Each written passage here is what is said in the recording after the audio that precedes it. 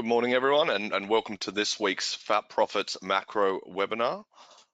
Today's session will be hosted by myself, Matthew Phillips, and our founder and CIO, Angus Geddes. Now, just before we get into anything, a bit of housekeeping, please remember that all the information here is given on a general advice basis, so please check with your accountant or financial advisor before acting on anything.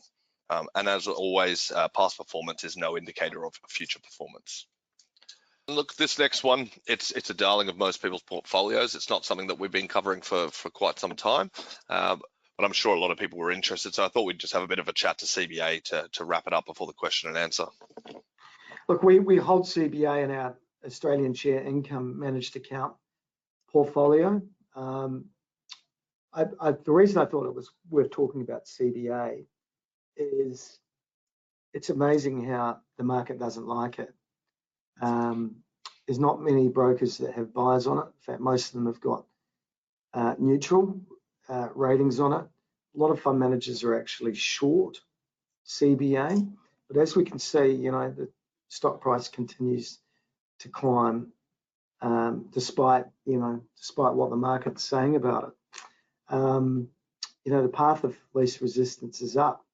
You know, they delivered a cracking result this week. And I think, you know, with rate cuts coming through, we're going to be in a new residential housing cycle next year, and that's got to be good for the banks.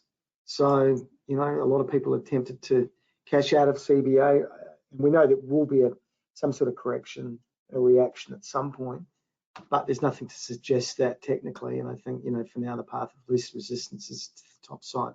It's under-owned, believe it or not, by some quite prominent fund managers. Some of them are short.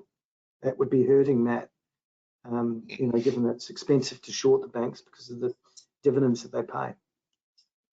No, that's a killer, and I've seen people talking about that being one of the more dangerous shorts that you can do in the Aussie market. So I'm sure a lot of them are hurting.